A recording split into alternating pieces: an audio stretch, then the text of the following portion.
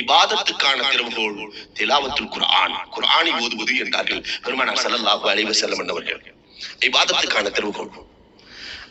ஆனா இன்றைக்கு இபாதத்து எந்த அளவுக்கு இருக்கிறது, திறவுகோல் திலாவத் எப்படி இருக்கிறது? குர்ஆனை பார்த்தாலே சொர்க்கம் உண்டு, ஓதுனா இல்ல. அல்லாஹ் கொடுத்திருக்கிற பெரிய பாக்கியம், குர்ஆனை பார்த்தாலே சொர்க்கம் உண்டு. குர்ஆனை பார்ப்பது இபாதத், இபாதத்துக்கு கூலி ஜன்னத். குர்ஆனை பார்த்தாலே சொர்க்கம், குர்ஆனை படித்தால் லிகுல்லி ஹர்ஃபின் அஸரு ஹஸனா, ஒவ்வொரு எழுத்துக்கும் 10 நன்மை உண்டு, ஒவ்வொரு எழுத்துக்கும் 10 நன்மை உண்டு. நன்மைன்னு சொன்னா நம்ம நிறைய கேட்கிறோம். நன்மையினுடைய அளவு என்ன? ஒரு அரை கிலோ இருக்குமா? அல்லது அளந்து கொடுக்க முடியுமா? நிறுத்து கொடுக்க முடியுமா? நன்மையின் வேல்யூ என்ன? நன்மையினுடைய வேல்யூ என்ன?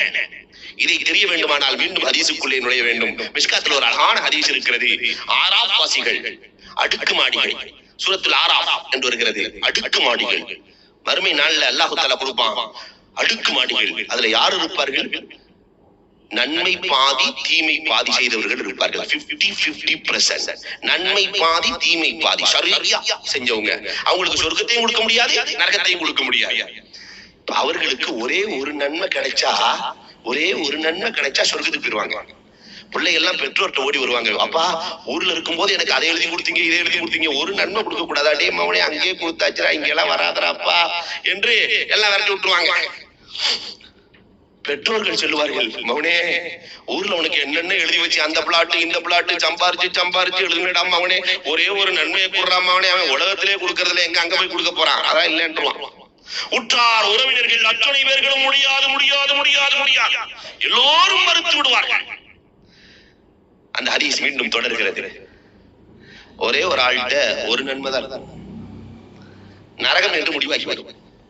ஒரு நன்மை வச்சுட்டு எதுக்கு நரகத்துக்கு போவானே, யாருக்காவது கொடுத்தலான்னு ஒரு நன்மை இருக்கிறது, யார் வாங்கிக் கொள்வது என்று கேட்க அடுக்கு மாடியில் இருக்கிற அத்தனை கோடி பேர்களும் ஓடி வருவார்களாம். அது எனக்கு வேண்டும், எனக்கு வேண்டும், எனக்கு வேண்டும். ஒரு நன்மை இருந்தா சொர்க்கத்துக்கு போயிடலாமே, எனக்கு வேண்டும், எனக்கு வேண்டும். யாரோ ஒரு ஆளுக்கு கொடுத்துருவார்.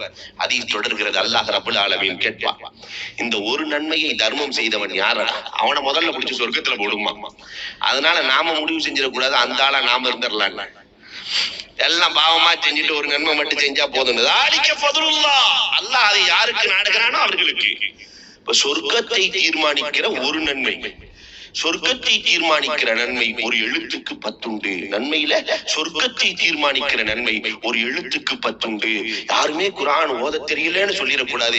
இத்தனை ஆலிம்கள் உங்களுக்காக வேண்டி காத்திருக்கிறார்கள், இத்தனை ஆலிம்கள் காத்திருக்கிறார்கள். அதனால எங்க ஊர்ல 94 வயது கிழவன், குடுகுடு கிழவன், இன்னமும் ஓதிட்டு இருக்கிறார். அல்லாஹ் ஹயாத்தை பாக்கியாக்குவானாக. 14 ஜுஸ் மனனம் செய்திருக்கிறார். 94 வயது குடுகுடு கிழவன். கவலை இருந்தால் உருவாக்கத்தை ஏற்படுத்திவிடும். அப்துல்லாஹி ஷர்ஹபீல் என்று ஒரு இறைநேசர், பெரிய வழி உள்ள. அவங்கள்ட்ட காசு இல்லைன்னாலும் கடை வாங்கியாவது தர்மம் பண்ணுவாங்க. கடை வாங்கி தர்மம் பண்ணி பண்ணி பண்ணி பண்ணி கடைசியில சக்கராத் ஆள்ல படுத்துட்டாரு. கடை கொடுத்தாள்னா சேர் போட்டு உட்கார்ந்து இருக்கு. எல்லாம் கடை கொடுத்தாரு. இவர் கொடுப்பாரா மூத்தா போயிருவாரா, கொடுப்பாரா மூத்தா போயிருவாரா. இவரு சக்கராத் ஆள்ல படுத்திருக்காரு. அந்த நேரத்துல ஒரு பையன் தட்டு நிறைய ஹல்வா வச்சு வித்துட்டு வர்றான்.